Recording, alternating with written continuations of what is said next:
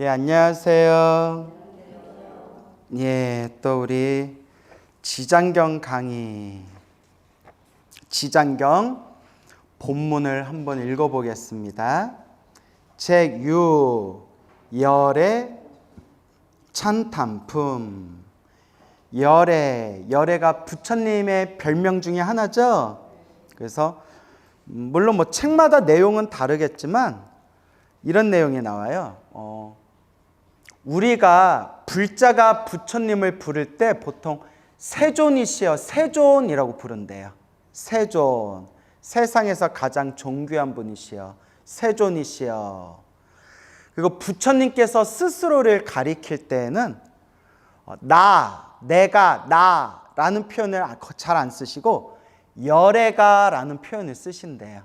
물론 이것도 책마다 보면 조금씩 차이는 있겠지만 또 어떤 분이 쓰신 책에 보니까 경전을 이렇게 보다 보니까 불자들이 부처님을 부를 때는 뭐라고 많이 부르고 세존이시여.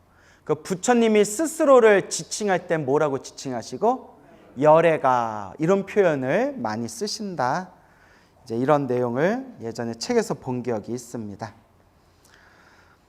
그때 세존께서 온몸으로 큰 빛을 놓아 백천억 항아에 모래알 만큼 많은 모든 부처님의 세계를 두루 비추시고 큰 소리로 모든 부처님 세계에 보살, 마살과 천, 용, 귀신, 그리고 사람과 사람 아닌 무리들에게 이르셨다. 그때 세존께서 온몸으로 큰 빛을 놓아, 이걸 방광이라고 해요. 뭐라고 해요? 방광. 발광이라고 하면 안 돼요. 우리 지랄 발광한다 뭐 이렇게 표현 쓰잖아요. 그러니까 발음을 잘해야 돼요. 불교에서 뭐라고 한다? 방광, 놓을 빵, 빛을 놓으셨다. 광명을 놓으셨다. 그래서 이제 방광. 그때 세존께서 온몸으로 큰 빛을 놓아 방광을 하셔서, 그러니까 여러분들도 수행을 열심히 하고 염불 열심히 하고 공덕을 잘 닦으면 방광까지는 아니지만 얼굴에서 빛이 난대요. 그래서 우리가 관상이 바뀐다고 하잖아요. 관상, 에너지가 바뀐다고 하잖아요. 그 맑고 환한 그런 빛이 얼굴에 생긴대요. 여러분 어디 얼굴 한번 보자. 와준 것만도 고마워요. 뭐 거울 보세요. 예, 이제 웃자고 한 말이고, 그렇다고 너무 겉모습에 집착하면 돼요, 안 돼요? 예, 겉모습에 집착할 필요는 없고요. 하여튼 이렇게 부처님 그리고 불보살님 공덕을 닦으셔서 깊은 경지에 체득하신 불보살님께서는 이렇게 몸에서 빛을 놓으신다. 그 뭐 화엄경, 뭐 법화경 이런 경, 대승경전에 봐도 뭐 미관, 백호라고 하죠. 부처님 미간에 하얀 털이 있대요. 오른쪽으로 말려 있는 하얀 털이 있어서 백호광명, 눈썹 사이 미간에서 백호광명이 뿜어져 나오고, 또 부처님이 법문을 설하실 때 입에서 막 광명이 뿜어져 나오고, 그래서 불교에서 빛이라는 걸 굉장히 중요하게 여겨요. 빛, 광명, 빛. 그래서 우리가 비로자나불이라고 들어보셨죠? 청정법심 비로자나불. 비로자나가 산스크리트어로 바이로차나라는 뜻이에요. 바이로차나를 한자로 비로자나라고 번역을 했는데, 빛, 광명이란 뜻이에요. 그 불교에서 이 빛을 아주 중요하게 여겨요. 그래서 광우스님 법명도 뭐예요? 광우잖아요. 이거 미칠광 아니에요. 자꾸 오해하는데. 빛광이에요, 빛광. 예. 그러니까 여러분 우리가 도박을 해도 38 광땡이잖아요. 예? 광, 야 광땡, 좋은 거죠, 광땡이. 나 안 해봐가지고. 자, 이제 웃자고 한 말인데, 불교에서는 그렇게 이제 빛을 중요하게 여깁니다. 광명. 큰 빛을 놓아 백천억 항아가 무슨 강이라고 했어요? 갱지스강에 모래알 만큼 수많은 모든 부처님의 세계를 두루 비추고. 그러니까 여러분, 우리 중생 입장에서는 시간과 공간이 있잖아요. 시간과 공간에 우리는 갇혀 살고 있지만 시간과 공간이 본래 없대요. 그거 요새 양자역학, 양자물리학을 공부하는 과학자들 사이에서도 시간은 본래 없다. 시간이란 게 원래 있는 게 아니다. 이렇게 주장하시는 분들도 있어요. 책을 보니까. 뭔 얘기인지는 모르겠지만 하여튼 시간과 공간이라는 것도 하나의 가설일 뿐이다. 근데 불교에서는 2600년 전에 시간과 공간이 본래 존재하는 게 아니다. 시간도 공간도 본래 고정된 실체가 없다. 이걸 2600년 전에 부처님께서 법을 설하셨죠. 그래서 시간과 공간을 뛰어넘어서 부처님의 빛이 환하게 방광을 하면 시간과 공간을 뛰어넘었기 때문에 100천억 갱지스강 모래알 만큼 많은 모든 부처님의 세계를 한꺼번에 환하게 두루 비출 수가 있다는 거예요. 시간과 공간을 초월했기 때문에 100사람이 지장보살을 부르면 그 100사람 앞에 지장보살이 동시에 몸이 나투시고 1000사람, 만사람, 수백억 사람들이 수백억, 수천억의 중생들이 관세음보살, 지장보살을 부르면 시간과 공간을 초월해서 그 100억, 1000억, 100천억 중생들 앞에서 동시에 환하게 몸을 나투신다는 거예요. 불보살님은 무엇과 무엇을 초월하셨다? 시간과 공간을 초월하셨다. 시공을 초월하셨다. 그래서 이런 걸 우리는 불교에서는 불가사의라고 해요. 뭐라고 한다? 불가사의. 생각으로, 뜻으로 헤아릴 수가 없다. 생각으로 헤아릴 수 없는 불보살님의 깨달음과 생각으로 따질 수 없는, 우리 지식으로는 헤아릴 수 없는 불보살님의 그 오묘하고 깊고 심오한 그 경지를 우리가 중생의 아르마리로 자꾸 따진다고 답이 나와야 안 나와요? 답이 나오질 않아요.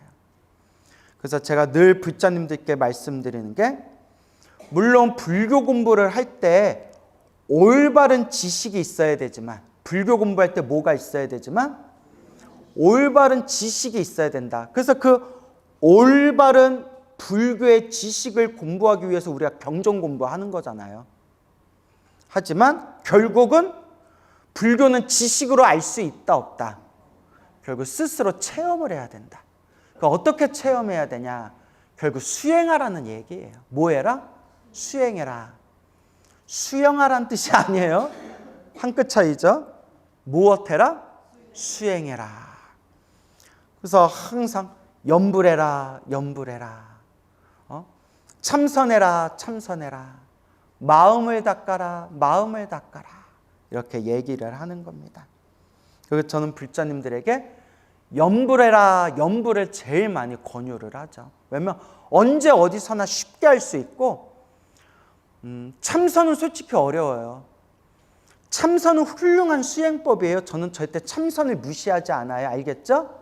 하지만 현실적으로 봤을 때 이건 제 얘기가 아니라 큰 스님들이 하신 말씀이에요. 어른 스님들이. 수십 년 동안 평생 수천 명의 불자들이 참선을 했지만 수십 년 동안 도인 나왔다는 얘기를 들었다 못 들었다? 못 들었다. 그러니까 참선을 무시하는 게 아니에요. 아다르고 어다르죠. 그래서 참선은 훌륭한 수행법이지만 지금 이 시대 우리 중생이 너무나 업보가 두꺼워서 참선으로 제대로 참선으로 깨달음을 얻은 불자를 찾아보기가 힘들다는 거예요. 근데 염불은 너무나 쉽고 강력하기 때문에 지금 이 순간에도 수많은 불자들이 염불을 해서 가피를 받고 은혜를 받고 죽으면서 나무아미타불 염불하면서 극락에 가신 불자님들이 지금 이 순간에도 수없이 많대요. 그래서 저도 이왕이면 가성비와 효율성을 따져서, 참선도 좋고 다 좋은 수행법이지만 가성비와 효율성을 따졌을 때 이 업보많은 중생들은 무슨 수행이 가장 좋은 것 같더라? 염불. 얼마나 쉬워요. 그냥 관세음보살 부르든 지장보살 부르든 아미타불 부르든 자나깨나 소리를 내든 소리를 내지 않든 마음으로 집중하면서 간절하게 관세음보살, 관세음보살, 지장보살, 지장보살, 오며 가며 앉으나 서나 한결같이 할 수가 있잖아요. 그죠? 그래서 저는 염불을 많이 권합니다. 그러다 꼭 염불만 최고고 나머지는 필요 없다가 아니라 자기가 하고 싶은 수행을 하시되, 다만 광우스님은 무슨 수행을 많이 권한다? 염불 수행을 많이 권한다. 자, 그래서 백천억 항아에 모래알 만큼 많은 모든 부처님의 세계를 두루 비추시고 큰 소리로 모든 부처님 세계의 보살 마하살과 천신, 용안, 귀신, 그래서 청룡 귀신, 그리고 사람과 사람 아닌 무리들에게, 이걸 네 글자로 하면 뭐가 될까요? 누가 맞추신 것 같은데? 그렇죠. 따라해 보세요. 맞아요. 천룡팔부. 예전에 다 설명드렸죠? 예, 천룡팔부를 뜻하는 거예요. 천룡팔부. 천룡팔부라고 되고요. 우리 한글 발음상 천룡팔부라고도 이제 천룡팔부 하니까 용이 철로 된 용인가 보다. 또 이러면 미치고 팔짝 뛰는 거예요. 예, 천신들과 용왕들과 청, 용, 야차, 건달바, 아슈라, 긴나라, 마우라가 인피인 사람과 사람 아니한 모든 영적인 존재들을 다 포함해서 하는 얘기예요. 아시겠죠? 그리고 좀 자세히 알고 싶다 하면 어디서 찾아보시면 돼요? 그렇죠. 요 스마트폰에서 인터넷으로 천룡팔부 딱 치면 쫙 나와요. 그래서 또 천룡팔부 치면 뭐가 많이 나오는지 아세요? 무협지. 예, 유명한 무협지 제목 중에 천룡팔부라고 있거든요. 예, 저도 고등학교 때 무협지 읽는 바람에 고등학교 성적이 완전 하늘 저 우주 안드로메다로 날아간 적이 있었거든요. 무협지가 왜 이렇게 재밌는지 모르겠어요. 근데 여러분, 제 무협지, 소설, 문학, 소설책을 되게 좋아했거든요. 무협지, 소설책을 좋아했는데 지금은 너무 시시해요. 뭐 어쩌다가 웹툰으로 무협 웹툰 있잖아요. 우리 웹툰, 만화 가끔 웹툰을 보는 적은 있지만 이제는 그렇게 재밌었던 무협지가 너무너무 시시한 거예요. 저 한때 어렸을 때 꿈이 무협지 작가가 되는 것도 꿈이었거든요. 너무너무 시시한 거예요. 뭘 만나고 시시해졌을까요? 불경을 만나고 부처님 경전을 보면 과거, 현재, 미래, 시방세계, 밑으로는 지옥에서 위로는 저 하늘세계에 이르기까지 온갖 묘하고 묘한 오만 이야기가 다 펼쳐지잖아요. 근데 무협지를 보면 기껏해야 인간 세계 땅덩어리에서 막 장풍 쏘고 날아다니고 배신하고 뭐 이런 얘기잖아요. 누가 그러더라고요. 어떤 스님이 자기가 삼국지가 너무 재밌어서 삼국지를 10번, 20번을 읽었대요. 10번, 20번을 읽었는데 뭘 만나고 나서 삼국지를 딱 끝났다? 부처님 경전, 부처님 말씀을 공부하고 나서 삼국지에 펼쳐지는 그 영웅들 이야기가 다 풀잎에 맺힌 이슬같이 느껴지더래요. 더덥고 더덥도다. 아무리 삼국지에서 온갖 영웅들이 출연해서 서로가 힘을 뽐내고 지혜를 뽐내봤자 몇 년을 못 사는구나? 100년을 못 살고, 그렇게 고생고생해서 나라를 만들어봤자 몇십 년을 못 버티고 뿔뿔이 흩어지고 만드는구나. 그런 얘기를 들은 적이 있어요. 그리고 또 삼국지 하니까 생각나는 게 우리나라 근현대 가장 존경받는 큰 스님 중에 한 분이 저 해인사에 자운율사라고 계셨어요. 자운 스님, 자운율사 들어보셨나요? 예, 큰 스님인데 와준 것만도 고마워요. 예, 그래서 나중에 인터넷으로 한번 찾아보세요. 자운율사, 제가 참 존경하는 큰 스님이고 계율을 지킨 율사세요. 율사. 근데 그 자운 스님이 항상 부처님 경전을 연구하시고 공부하시고 항상 연부를 하시던 분이었는데 돌아가실 때에도 숨 끊어지기 그 직전에도 연부를 하다가 숨 끊어지셨대요. 옆에 제자들이 다 목격을 했대요. 마지막 순간에도 다 연부라고 진원 외우면서 딱 연부라고 진원, 그 극락세계 왕생 진원을 외우면서 숨이 딱 끊어지셨대요. 제가 여러분들한테 늘 말씀드리잖아요. 제 꿈이 뭐 하면서 죽는 게 꿈이다? 고요하고 편안한 마음으로 연부를 하면서 죽는 게 꿈이라고 했잖아요. 그런데 그렇게 이제 수행을 열심히 하시고 우리 한국 불교를 널리 일으키신 자운 스님이란 분이 계셨는데 정말 가끔씩 이렇게 삼국지를 보시더래요. 책 삼국지. 근데 뭐 워낙 옛 스님이시고 한문을 잘 보니까 한자 원문으로 된 한글 번역본이 아니라 한자 원문으로 된 삼국지를 가끔씩 이렇게 보시더래요. 그래서 책상 위에 이렇게 삼국지가 놓여져 있는 걸 보고 그 제자 스님이 방 청소하다 보고 하도 이상해서 여쭤봤대요. 스님처럼 도가 높으신 분이 뭐하러 저게 세속의 잡된 책이다. 저 세속의 잡서를 보십니까? 뭐 삼국지 같은 책을 왜 보십니까? 하니까 큰 스님께서 이렇게 웃으시면서 그래도 가끔씩 보다 보면 그 속에 세상 돌아가는 이치가 그 속에도 있더라 이러더래요. 그러니까 우리 세상 살아가는 모습이 어때요? 다 약육강식이잖아요.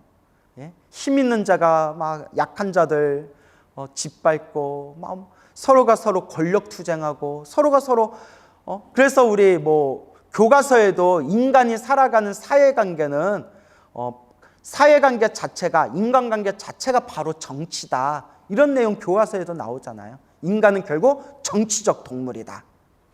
그러니까 삼국지가 한마디로 거대한 정치판이잖아요. 그래서 자운 스님이 그 삼국지도 가끔씩 보다 보면 세상 살아가는 이치가 요 속에 있더라. 또 이런 말씀을 하셨다고 합니다.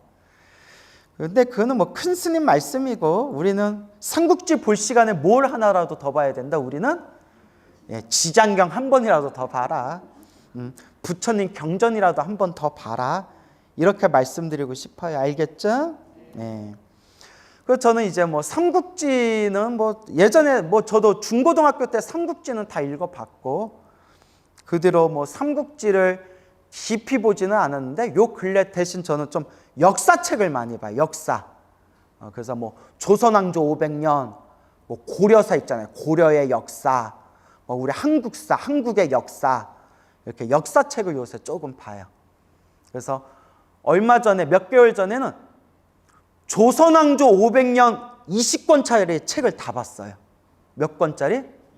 근데 저번에 말씀드렸죠. 무슨 책? 만화책. 만화책인데 20권짜리 아주 재미나게 보고 내가 모르고 있었던 내용들이 또 많이 숨겨져 있었구나. 이런 사건들이 있었구나. 보면 옛날이 나을까요? 지금이 나을까요? 지금이 나요, 여러분. 옛날에 태어났으면 여러분들 양반이었을 거라 다 착각하는데 우리 대부분 다들 평민 아니면 종이에요. 그래서 뭐 맞는 얘기인지 모르겠는데 조선 왕조 중기 말기에 이르르면 조선 백성의 80%가 종이었다라는 얘기도 있어요. 예. 그러다가 뭐 임진왜란 병자호란 끝날 때 세금이 없으니까 돈을 내고 족보 사는 그런 문화도 있었고, 그러니까 우리는 우리 집 족보 보고 우리는 이렇게 양반집이다라고 하지만 실제로 임진왜란 병자호란 끝나고 돈 주고 산 족보일 수도 있어요, 여러분. 근데 무슨 요새 시대 족보가 뭔 필요 있어요? 그런 거 뭐 다 옛날 얘기죠. 물론 우리가 뿌리는 소중하게 여겨야 되지만 요새 시대 양반이 어디 있고 천민이 어디 있어요? 다 평등한 국민들이지. 다만 옛날에 비하면 지금이 훨씬 인권이 높은 시대고 옛날보다는 지금이 낫다. 예, 그렇게 이제 저는 생각을 합니다. 그렇죠, 여러분? 예. 그래요. 그래서 이제 우리가 더 앞으로 더 좋은 세상을 만들도록 노력을 해야죠. 근데 2000년 전에도 2000년 전에 이집트인가 어디에 비문에 벽화에 이런 글이 있었대요. 이미 2000년 전에. 요새 젊은이들이 너무 버릇이 없어서 세상에 말세가 온 것 같다. 이런 내용이 2000년 전에도 있었대요. 그러니까 예나 지금이다. 우리도 그러잖아요. 우리도 세상이 말세야 이러잖아요. 몇십 년 전에도 그랬대요. 100년 전에도 그랬대요. 100년 전에도 양반들이 세상에 말세가 왔다 이랬대요. 그래서 예나 지금이나 우리 입장에서 보면 세상에 뭐가 온 것 같아요? 말세가 온 것 같다. 그렇지만 그래도 인간의 역사는 흐르더라. 자, 이제 그런 생각이 듭니다. 자, 그래서 이런 인간의 역사의 흐름 속에서 그래도 우리가 이번 생에 무슨 법을 만났구나? 네, 부처님 법을 만났구나. 이걸 이제 소중하게 여겨야죠. 들으라. 내 이제 지장보살 마하살이 시방세계에서 가히 생각할 수 없는 대자비의 위신력을 나타내요. 그러니까 지장보살의 위신력이에요. 대자비의 위신력을 나타내요. 죄업 때문에 고통받는 중생들을 구제하는 일에 대해 칭찬하고 창탄하노라. 무엇 때문에 고통받는 중생들? 자신이 지은 업보, 죄업 때문에 고통받는 중생들, 우리 죄 많은 중생들을 구제해 주신다는 거예요. 누가? 지장보살이.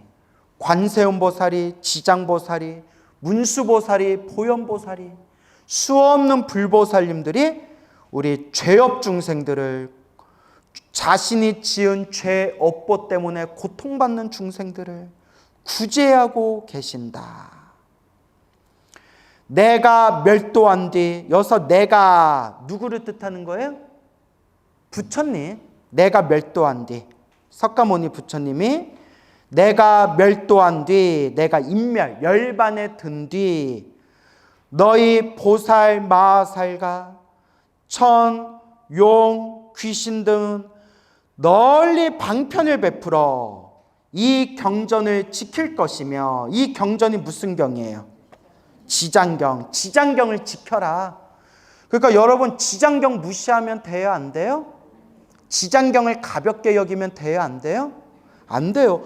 부처님이 증명하셨잖아요. 내가, 석가모니 부처님, 내가 멸도한 뒤, 열반에 든 뒤 너희들 보살 마하살, 그대들 보살들과 천용, 귀신, 청룡팔부 수많은 선신들은 널리 방편, 수많은 방법을 베풀어서 무슨 경전을 지켜라? 지장경을 지켜라. 그러니까 지장경을 보호하고 지장경을 높이 숭상하고 섬겨라. 분명히 부처님께서 말씀하고 계시잖아요. 그죠, 여러분? 근데 우리 주변에 보면 자기는 관음기도 한다고 지장경을 무시하거나, 자기는 금강경 공부한다고 지장경을 무시하거나, 자기는 법화경을 공부한다고 지장경을 무시하거나, 이런 분들이 있는데, 자기는 참선한다고 지장경을 무시하거나, 이런 분들이 있는데 된다 안 된다? 그게 교만심이에요, 여러분. 수행을 하면 할수록 교만심이 사라져야지, 수행을 하면 할수록 내가 하는 게 최고다라는 아집에 빠져가지고 다른 경전, 다른 수행을 무시하는 사람들이 너무 많아요.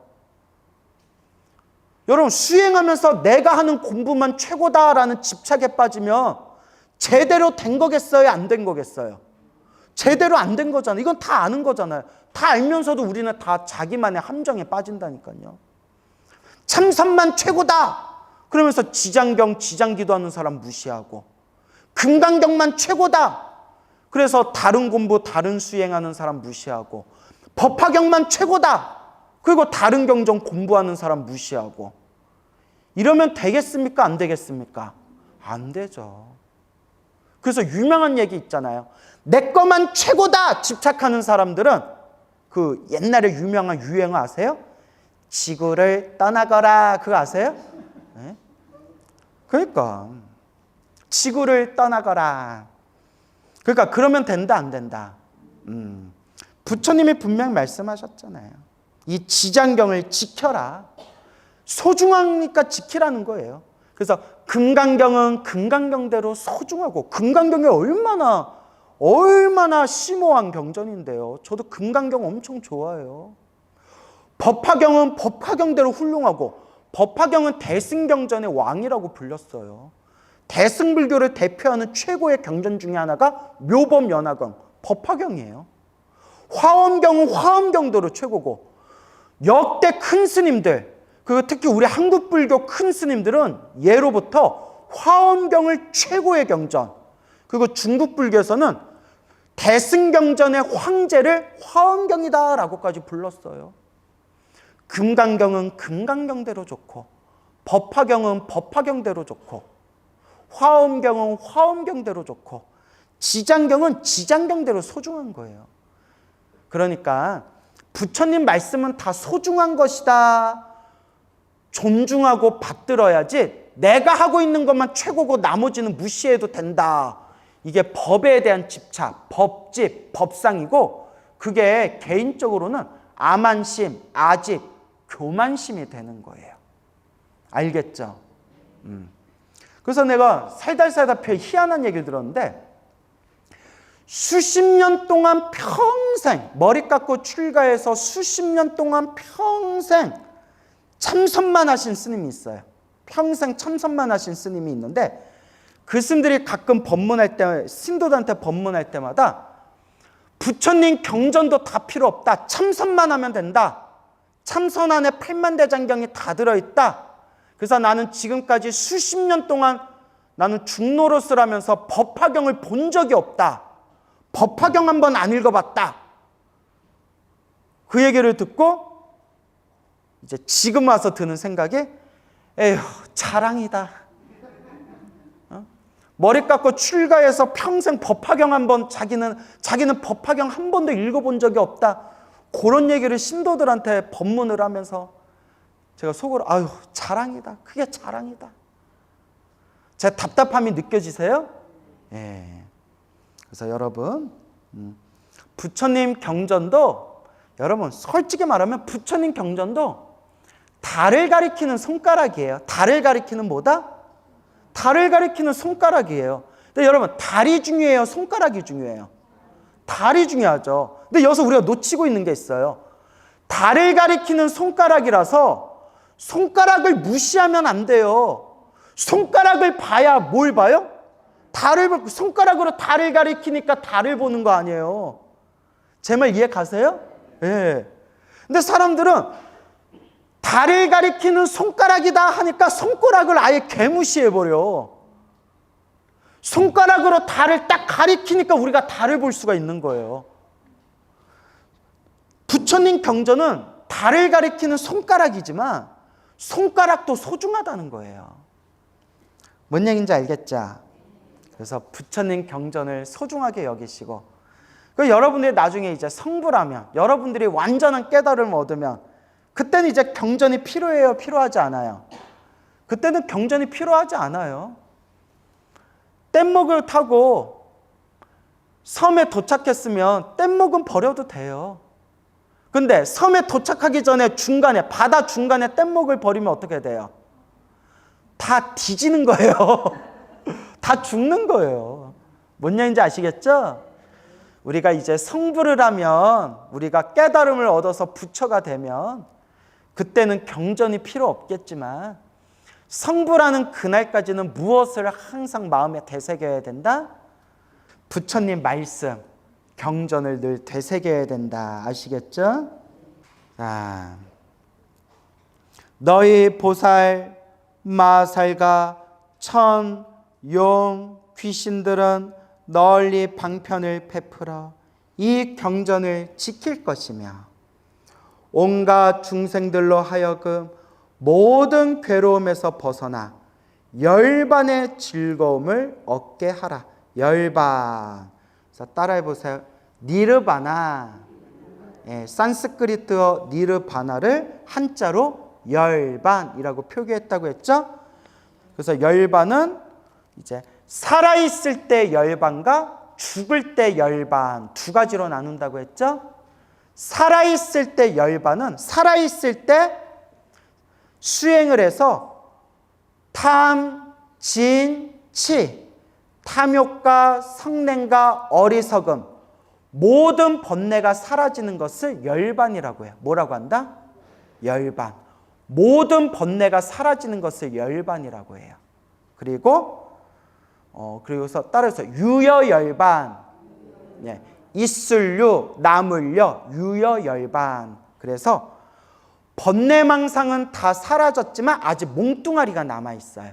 그래서 몸뚱아리가 남아있으니까 생리적, 육체적, 생리적 활동 때문에 배도 고프고 목도 마르고 물도 마시고 싶고 날씨도 덥고 갑자기 날씨가 추워지고 이런 건 느끼잖아요. 그래서 번뇌는 다 사라져서 열반은 열반이지만 몸뚱아리가 남아있다 해서 무슨 열반이라고 부른다? 유여열반. 그 다음에 열반을 얻으신 거룩한 성자가 숨이 딱 끊기면 이제 뭐조차도 버렸다 해서 육체조차도 완전히 버린 거라서 따로 해서 무여열반. 없을무, 남을려, 남김이 없다. 남은 것이 없다. 그래서 무여열반이라고 불러요. 그러면 여러분 우리가 큰 스님이 열반에 드셨습니다 하면 무슨 열반을 뜻하는 걸까요? 무슨 열반? 그렇죠. 큰 스님이 열반에 드셨습니다. 죽었다란 뜻이잖아요. 그럴 때 무여열반이란 뜻이에요. 근데 부처님의 열반은 뭐라고 하냐면 위대한 열반에 드셨다 해서 따라서 대반열반. 부처님한테만 대반열반이란 표현을 써요. 그래서 살아있을 때 살아있는 상태에서 모든 번뇌가 모든 욕망이 사라진 열반을 무슨 열반이라 부르고 유여열반. 그리고 열반을 얻으신 거룩한 성자가 세상을 떠나면 무슨 열반이라 부르고 무여열반. 부처님은 위대한 열반이다 해서 부처님이 돌아가시는 거는 특별히 무슨 열반이라 부르고 대반열반. 줄여서 반열반에 드셨다. 반열반, 대반열반 이렇게 부르는 거예요. 알겠죠?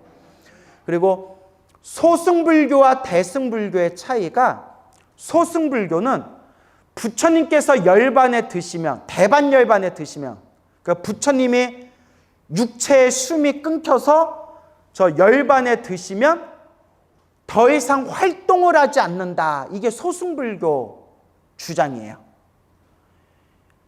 열반에 들어서 세상을 떠난 부처님은 활동을 한다 안 한다? 안 한다. 이건 어느 불교에서 주장하는 거다? 소승불교에서 주장하는 거고 아니다. 부처님은 모든 중생을 다 제도하겠다고 원을 세우신 분이다. 그래서 부처님께서 육체의 숨이 끊겨서 화장을 하고 다비식을 하고 부처님이 저 대반열반에 드는 거는 우리 중생들에게 보여주기 위한 한바탕 연극일 뿐이고 한바탕 쇼일 뿐이고 부처님은 열반에 드신 뒤에도 계속 깨달음의 몸으로서 계속 중생들을 제도하고 계신다 라는 입장이 대승불교, 특히 법화경에서 말하는 대승불교 입장이에요. 알겠죠? 이런 거는 여러분들이 좀 구분을 하셔야 돼요. 알겠죠? 요 정도는 좀 구분을 하셔야 돼요. 그래서 여러분 항상 이렇게 비가 오나 눈이 오나 항상 이렇게 와주셔서 너무 고마워요. 정말 여러분 너무 여러분들 너무 예뻐서 눈에 막 넣고 싶을 지경이에요. 이렇게 눈에 넣으면 내 눈은 이제 막 뒤집어지겠지만 그렇지만 와준 것도 고맙지만 그래도 이렇게 제가 반복해서 말하는 거는 좀 외우셨으면 좋겠어요. 알겠죠? 그래요. 그래서 좀 외우세요. 믿을 수가 있어야지. 그래서 열반도 유여열반이 있고 무여열반이 있고 부처님 열반은 대반열반이라 하고 소승불교에서 말하는 열반은 활동을 하지 않는다. 소승불교에서는 죽어서 열반에 들면 활동을 하지 않는다라고 바라봤고, 대승불교에서 말하는 열반은 부처님이 열반에 드셨다 하더라도 부처님은 깨달음의 몸으로 계속 중생을 제도하고 계신다라고 말씀을 하셔서, 자, 그래서 이건 꼭 기억해 두세요. 거룩하신 부처님이 육체의 생명이 끊겨서 열반에 드신 뒤에도 그냥 육체의 몸을 벗었을 뿐이지 깨달음의 몸으로 중생을 제도하고 있는 열반을, 자, 따라해 보세요. 무주처 열반. 그걸 무주처 열반이라고 해요. 무주처 열반 하면 뭐 무주 리조트? 뭐 이러면 안 돼요. 자, 따라해서 어쓸무, 머무를 주, 고처, 무주처. 머무르는 곳이 없는 열반. 그러니까 열반에도 머무르지 않는다는 거예요.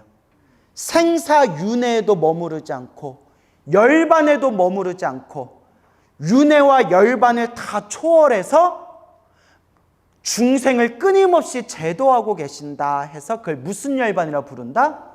무주처 열반. 그래서 이런 거는 좀 기억해 두세요. 그래요. 아주 훌륭하십니다. 온갖 중생들로 하여금 모든 괴로움에서 벗어나 무엇의 즐거움을 얻게 하라? 열반의 즐거움을 얻게 하라. 그래서 여기서 말하는 열반의 즐거움, 여기서 말하는 열반은 깨달음의 세계란 뜻이에요. 깨달음의 세계의 즐거움을 얻게 하라. 그래서 우리가 열반을 해탈을 억지로 해석하면 자유, 해방이란 뜻이에요. 해방, 자유, 구속에서 벗어났다. 그 열반이라는 단어를 억지로 해석하면 깨달음의 세계라고도 번역을 많이 해요. 우리가 이제 큰 스님들이 법문하실 때 열반이라는 표현이 너무 어려우니까 그냥 쉽게 설명하려고 무엇의 세계?